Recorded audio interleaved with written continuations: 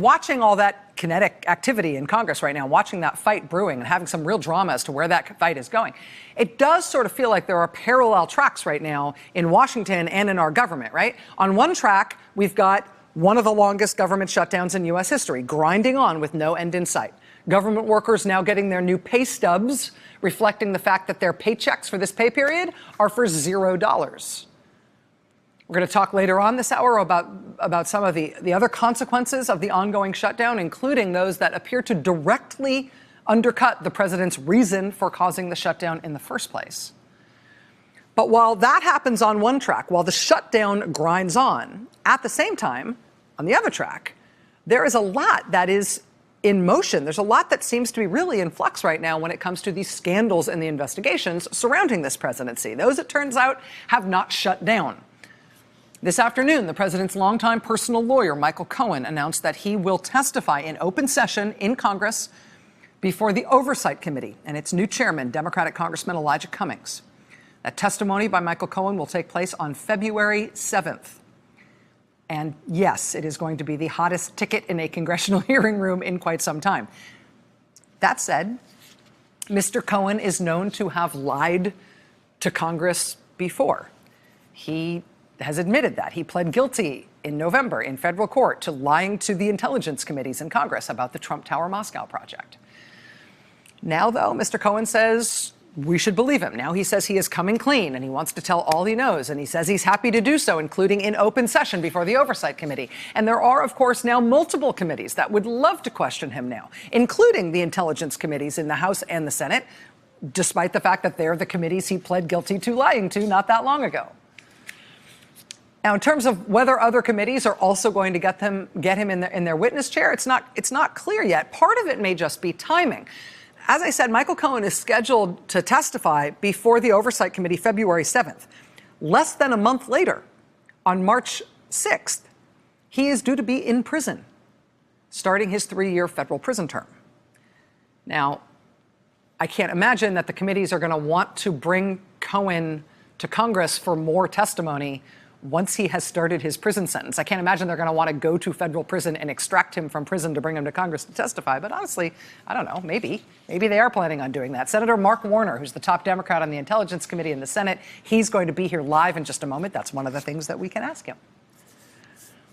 But we also learned late last night that in the Trump White House, the White House counsel's office is staffing up massively and quickly in terms of the number of lawyers they've got on hand. And that itself is a little bit of a weird situation. You'll recall that the last White House counsel, Don McGahn, we learned quite late into his tenure in the Trump White House that he had testified for dozens of hours to the special counsel's office, apparently unbeknownst to the president and to other senior White House officials. What's that night like in the White House when somebody finally tells you that your White House counsel has been speaking to the special counsel's office for dozens of hours and you had no idea? Don McGahn did that. He's now gone as White House counsel. I would be interested to know if he is still cooperating with the special counsel's office, even now that he has left the Trump White House. We don't know about that one way or the other. But there is now a new White House counsel in place, Pat Cipollone. He has taken over the office, and he has reportedly hired 17 new lawyers for that office just in the past couple of weeks, all to help handle the legal demands of the president's various scandals and investigations. According to Washington Post reporting late last night from Carol Leonnig, what is driving Cipollone's hiring strategy and what's driving White House plans to use those new lawyers is that they are expecting a battle royale, both with the Democratic-controlled Congress and with Mueller's office, over the issue of executive privilege. And executive privilege is a buzzword. It gets misused a lot. It's sort of a complicated thing. You can speak as much legalese as you want to once you are actually fighting over something like executive privilege. But basically, for us regular folks, for understanding that being the big fight they're expecting, it basically boils down to whether or not the president and the White House have to hand stuff over, whether a president potentially has to testify to either a special counsel like Robert Mueller or to other prosecutors and other criminal inquiries or to Congress. Do you have to hand over material? Do you have to respond to subpoenas? Do you potentially have to testify? And we tend to think of the relevant history around that question as being all tied up in Watergate, right? Richard Nixon's efforts to resist the courts when they were demanding that he hand over the White House tapes. And it's true, Watergate is an important precedent here. But some of the other more recent precedent on this issue is not just more recent than Watergate. For a bunch of reasons, right now, it hits closer to home. Are you worried about what the hearings may reveal, sir? I'm waiting to hear as much as anyone else. I've told you over and over again everything that I know about all that took place, and I'm waiting to find out. Senator in no way says you ought to check your memory about your statement that you knew nothing about illegal fundraising within your administration, sir. There was no illegal fundraising, as far as I know, at this point. Did you know what Colonel North was doing? Did you know he was coordinating this? No. What about the third countries, sir? Why were they contributing money? Why would You will find that within the law specified that the Secretary of State was to encourage our fellow democracies to give aid to the freedom fighters. Including for military aid, sir? It's up to however they wanted to do it. Are you willing to testify if asked? Are you willing to testify before the Select Committee if asked? I have to wait and find out. How do you feel as the hearings are beginning, sir? What is your expectation? I'm hopeful that I'm finally going to hear some of the things that I'm still waiting to learn about. But don't you know what you did? I mean, do you have to have someone else tell you what you did? Don't you know what you did? I know what I did. President Ronald Reagan having a hard time there, parrying questions from reporters about the Iran-Contra scandal. How are you feeling as the hearings are beginning, sir? I'm hopeful that I'm finally going to hear some of the things that I'm still waiting to learn about.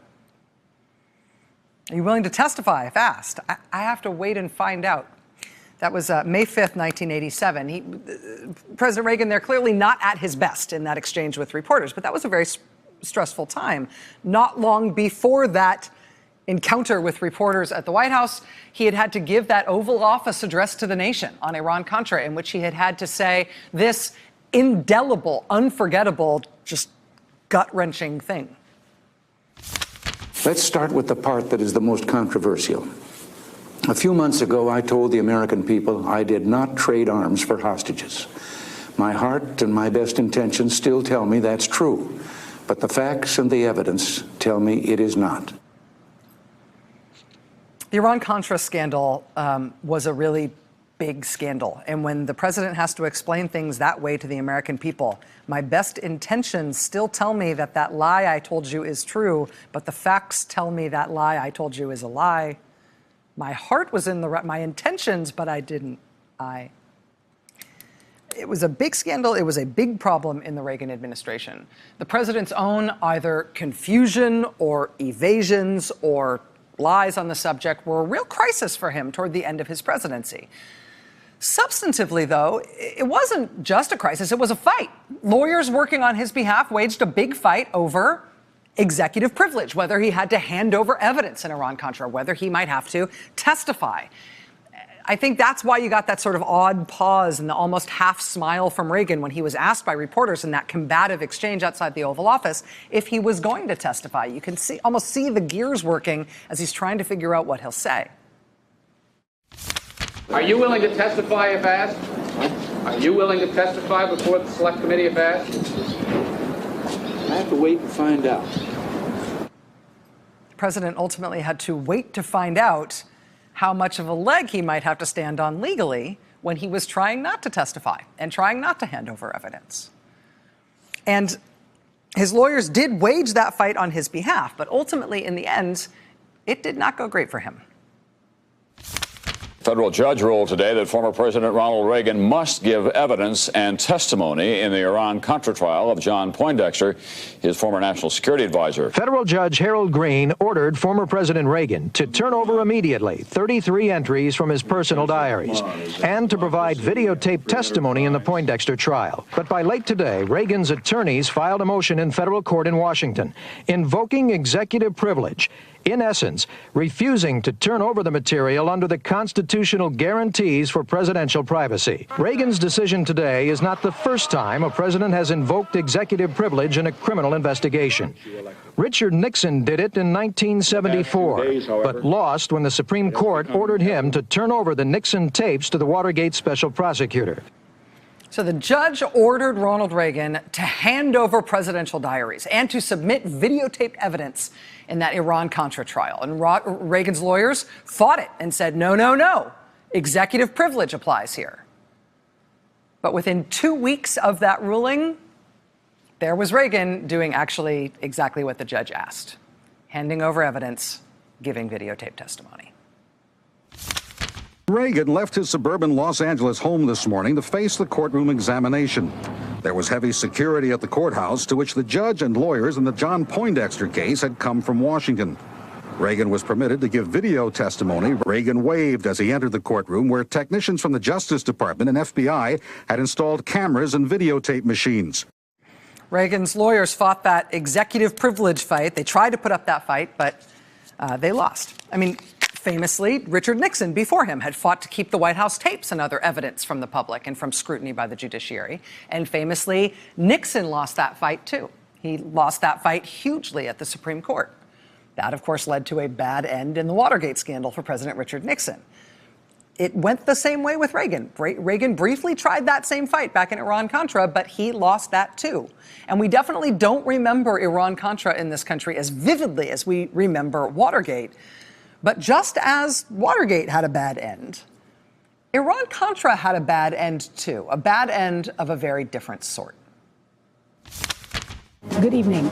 It began more than 7 years ago, a deal by the Reagan administration to free hostages in Lebanon, sell arms to Iran, and divert profits to the Nicaraguan Contras. Today, it ended. President Bush pardoned Caspar Weinberger, accused of lying to Congress, and 5 others in the scandal. Bush called it an act of healing. The Iran-Contra prosecutor called it the completion of a cover-up. NBC's law correspondent Carl Stern reports from Washington. By barring a Weinberger trial and pardoning others who he said had acted out of patriotic motives, Bush tried to put the Iran-Contra prosecutors out of business. It happened just when he has become personally embroiled. In Oklahoma City, independent counsel Lawrence Walsh revealed Bush has failed to turn over some of his own notes and faces a possible subpoena. In light of President Bush's own misconduct, we are gravely concerned by his decision to pardon others. The way the Iran-Contra scandal was forcibly ended was on Christmas Eve, 1992, after George H.W. Bush had just been voted out of office and made a one-term president. George H.W. Bush, on his way out of office on Christmas Eve, pardoned everybody who was still in trouble in the Iran-Contra scandal, just at the time when his own involvement was starting to potentially drag him into the courtroom as well.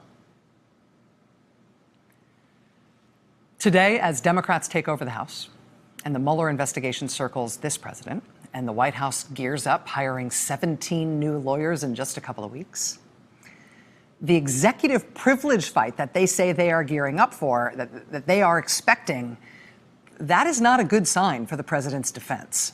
Previous major presidential scandals show that the White House usually loses those types of fights when there are very high stakes and when they're using executive privilege to fend off scrutiny for matters of intense national concern. And that's not legal analysis by me. I am not a lawyer. That is just my observation of how presidential scandals tend to settle out and what fights presidents tend to lose in the middle of those scandals. But, you know, after Reagan lost the executive privilege fights that he waged in Iran-Contra, the bad ending of that scandal thereafter also brings us right to the door of the Trump White House today. Because on Tuesday next week, there will be confirmation hearings for Trump's new choice to be Attorney General of the United States. And of course, Attorney General is a hugely consequential job in and of itself. The nomination and potential confirmation of William Barr to that job, it's doubly dramatic right now because Deputy Attorney General Rod Rosenstein, who has been overseeing the Mueller investigation, he says he will resign and leave the Justice Department if and when William Barr is confirmed. That's an important transition ahead for the Justice Department. William Barr is also yet another Trump would-be appointee who has an extensive and aggressive record of criticizing the Mueller investigation, and you can expect that to be a big focus of his confirmation hearings next week. But William Barr is also something very, very specific in the history of presidents and presidential scandals and the bad ways that they can end. Because on Christmas Eve 1992, when George H.W. Bush shocked the country by pardoning everyone still in trouble in Iran-Contra and effectively ending the prosecution of that scandal while he himself was edging into its crosshairs, he took that action specifically on the advice of William Barr, who was in the George H.W. Bush administration at the time, the same William Barr who is now Trump's nominee to be Attorney General. Here's the New York Times write-up on those pardons from the Christmas Day edition of that paper in 1992. Quote, throughout the deliberations, Mr. Bush consulted with Attorney General William P. Barr. William Barr himself has bragged about his role in bringing about those pardons in Iran-Contra. He was asked about the pardons in a 2001 oral history at the University of Virginia. William Barr said, quote, I certainly did not oppose any of them. I favored the broadest. There were some people arguing just for a pardon for Weinberger. And I said, no, in for a penny, in for a pound. Question, all the ones you recommended he did pardon? William Barr, I believe so. With everything else going on in the U.S. government right now, right?